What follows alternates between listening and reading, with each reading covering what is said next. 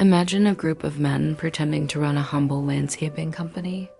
Every day, they'd load up their van with fake grass and gardening tools, waving to neighbors as they went about their work.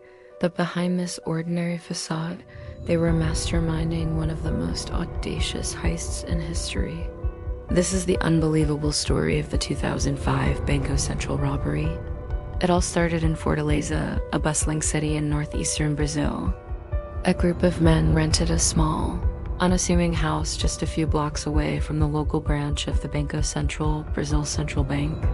To the outside world, they were the proprietors of Grama Sintética, a synthetic grass company. They even distributed flyers and wore company uniforms. But their real business wasn't landscaping, it was excavation. Their true goal lay buried deep beneath the city streets. For 3 long months, working in rotating shifts of up to 20 men, this crew embarked on an incredible engineering feat. Right under the noses of the entire city, they dug a tunnel. This wasn't just some crude hole in the ground. It was an 80-meter-long, professionally constructed passageway, stretching from the basement of their rented house directly to the bank's vault. The tunnel was nearly 4 meters deep, just under the water table to avoid detection. It was reinforced with wood and plastic paneling, complete with its own electric lighting system and a surprisingly sophisticated air conditioning and ventilation setup. They worked tirelessly, day and night, hauling away tons of dirt and rock in secret, all while maintaining their cover as harmless gardeners. So, what was the prize at the end of this subterranean journey? The vault of the Banco Central. But this wasn't just any vault. It held something special, something that made it the perfect target for a heist of this magnitude. Inside were stacks upon stacks of old, used banknotes, specifically 50 real bills that were scheduled to be taken out of circulation and destroyed. This meant the cash was not new, not sequential, and completely untraceable. In total, the vault contained an estimated 165 million reais, weighing a staggering 3.5 tons. It was a treasure trove of ghost money, a thief's ultimate dream. The moment of truth came on the weekend of August 6th, 2005. The bank was closed. The city was quiet, and the gang made their move. Under the cover of darkness, they crawled through their meticulously built tunnel and arrived directly beneath the vault floor. Using industrial power tools, they drilled through over a meter of steel-reinforced concrete. The noise would have been deafening, but deep underground, nobody heard a thing. No alarms were triggered, no sensors went off. They had bypassed every layer of the bank's high-tech security system. Once inside, they spent hours methodically emptying the vault, container by container. Before the sun rose on Monday morning, the gang and the 3.5 tons of cash had simply vanished. When bank employees arrived for work on Monday, August 8th, they were met with a scene of absolute disbelief. They opened the massive vault door to find nothing. The shelves were bare. The money was gone. At first, they were completely baffled. There were no signs of forced entry. The doors were secure, the alarms were silent. It was as if the money had evaporated. Then someone noticed it, a perfectly cut, rectangular hole in the middle of the floor. It was a gaping black pit leading down into the darkness. The reality of what had happened began to sink in. They hadn't been robbed from the outside. They had been robbed from below. The discovery sent shockwaves across Brazil and the world.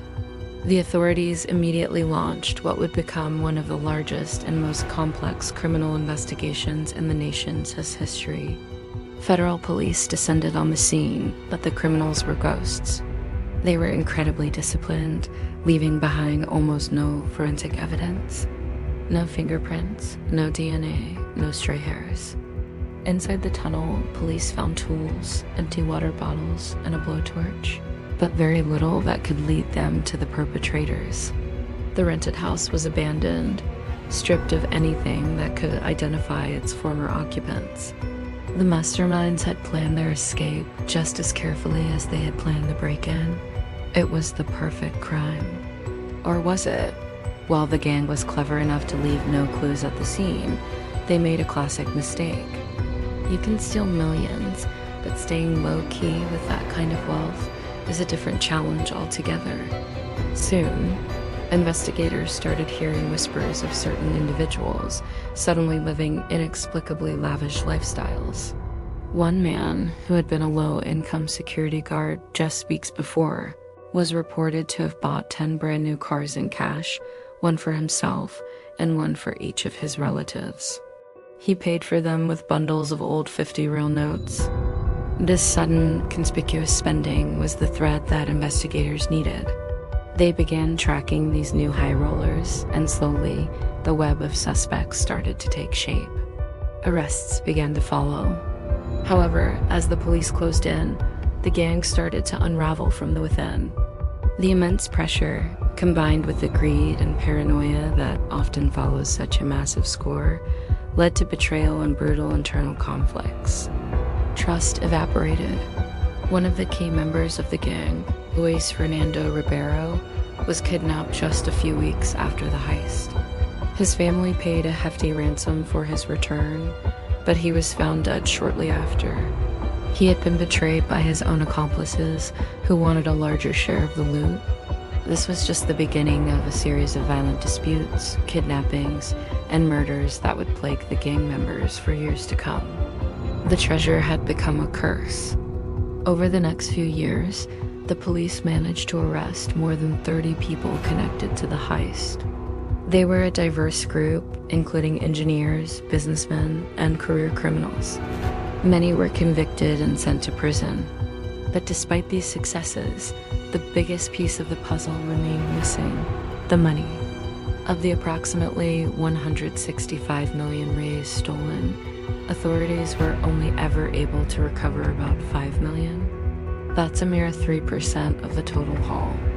The other 97% vanished into a complex network of money laundering schemes, buried in properties, offshore accounts, and hidden stashes. To this day, the vast majority of the stolen cash has never been seen again. And that brings us to the most tantalizing part of this entire saga. Despite all the arrests and convictions, one crucial question remains unanswered. Who was the true mastermind? Who had the vision, the resources, and the genius to orchestrate such an impossibly complex operation? The police believe the group was led by one or two brilliant leaders who financed the entire project, from renting the house to buying the digging equipment, and then disappeared with the lion's share of the money. These individuals were never identified. Their names, their whereabouts, and their ultimate fate are a complete mystery. They pulled off one of the greatest heists in history and simply walked away, leaving behind a legendary unsolved crime. The story of the Banco Central robbery serves as a chilling reminder that sometimes the most unbelievable tales are the ones that are actually true. Thanks for watching. If you found this story as fascinating as I did, make sure to hit that like button and subscribe for more incredible true crime stories. See you in the next video.